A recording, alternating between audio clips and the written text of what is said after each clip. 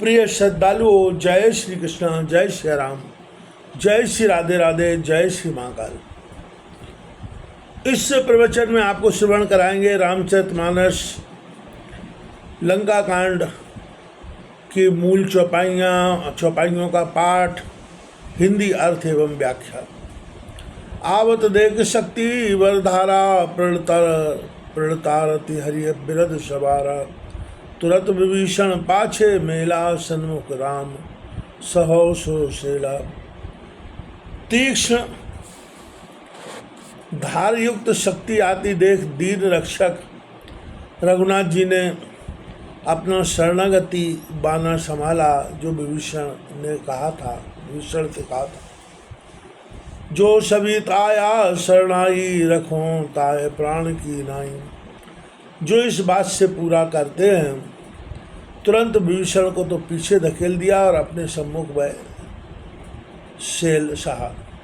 लगी शक्ति मूर्छा कछु भई, प्रभु कत खेल शरण विकलई। देख विभीषण प्रभु सम पायो, गए कर गदा क्रोध कर धायो। शक्ति लगने से कुछ मूर्छा हुई, प्रभु ने तो एक खेल किया, देवता व्याकुल हो गए। जब विभीषण ने देखा कि रघुनाथ जी को श्रम हुआ, तब गदा लेकर क्रोध से दौड़ा।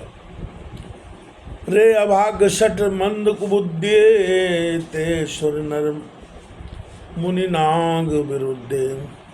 सादर शिव के शीश चढ़ाए, एक एक के कोट न पाए।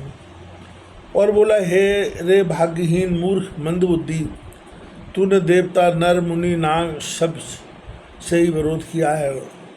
भगवान शिव को आदर से जो सिर चढ़ा है, उसी से एक के बाद एक करोड़ पाए। तह कारण खल अब लग बाँचा, अब तक काल शीश पर नाचा। राम विमुख सट चहस संपदा, अस कह हनिश मांझ और गदा। इसी कारण रे दुष्ट, अब तक बचा है, परंतु अब तेरा काल सिर पर नाचा है। मूर्ख राम जी से विमुख संपदा चाहता है, ऐसा कहकर उसके हृदय में विभीषण ने गदा मारी। उर्मांज गदा प्रहार घोर कठोर लागत मह पर। दस बदन श्रवण तिश्रवत पुन संभार धाय और स्मरो। दो भिरय अति बल मल्ल युद्ध विरुद्ध, एक एक अंगने। रघुवीर बल गर्वित विभीषण, बाघात नहीं ताको मने। हृदय में घोर कठोर गदा प्रहार लगने से रावण पृथ्वी पर गिर पड़ा। दसों मुखों से रुधिर चुआता हुआ फिर संभल कर क्रोध में भरकर दौड़ा। दोनों बलवान मल्लयुद्ध करने लगे, एक को एक मारने लगा। रघुनाथ जी के बल से दर्वित होकर विभीषण रावण की मार कुछ नहीं गिनता है, किंतु उसे मारता है। भाव यह है कि रावण ने विचारा है कि विभीषण भक्त है, इसके शरीर स्पर्श से चित्त शुद्ध हो जाएगा। तब विभीषण से कहा कि तू वीर नहीं बैरागी है। तब विभीषण ने अस्त्र डालकर कहा कि यदि मेरी वीरता में संदेह है तो मल्लयुद्ध कर देखो। यह कहकर दोनों आयुध छोड़कर मल्लयुद्ध करने लगे। कहीं चाल नहीं ताको गने पाठ है। आगे का प्रसंग श्रवण कीजिएगा। उमा विभीषण रावण सन्मुख चितव की काऊ। लरत सुकाल समान अव श्री रघुवीर प्रभाव। शिवजी बोले, हे पार्वती, विभीषण कभी रावण के सामने देख भी नहीं सकता था, वह अब काल के समान लड़ता है। यह रामचंद्र जी का प्रभाव है। देखा श्रीमत विभीषण भारी, धायो हनुमान धारी। रथ तुरंग सारथी निपाता, हृदय मांझ मार्यो टहलाता। विभीषण को बहुत थकित देख महावीर पर्वत लेकर रावण के ऊपर दौड़े और उसके रथ घोड़े तथा सारथी नाश करके रावण की छाती में लात मारी।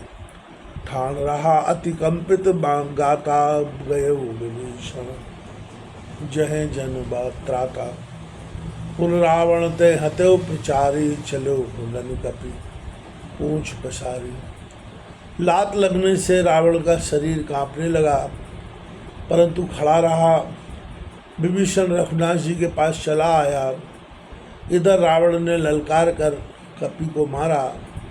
तब महावीर जी पूंछ पसार कर आकाश को उड़ गए। गए पूंछ कपि सहित उड़ाना, पुननव फिरे प्रबल हनुमाना। ललत आकाश युगल संयुधा, हनत एक ये कहे कर क्रोधा। पूंछ पकड़कर रावण कपि के साथ उड़ गया। फिर प्रबल वेग से आकाश में हनुमान जी युद्ध करने लगे। आकाश में दोनों समान योद्धा लड़ते हैं, क्रोध कर एक दूसरे को मारते हैं। शोभित नव छल बल बव करही, कंचल गिरि सुमेरु जन लरही। बुद्धि बल निश्चर परे न पारा, तब मारुत सुत प्रभु समारा। दोनों आकाश में युद्ध करते, अनेक प्रकार छलबल करते, ऐसे शोभित होते हैं मानो काले पर्वत और सुमेरु पर्वत से युद्ध होता है। जब बुद्धि बल से राक्षसों से पार न पाया, तब महावीर जी ने रघुनाथ जी का ध्यान किया। संभार श्री रघुवीर धार, प्रचार कपि रावण हनो।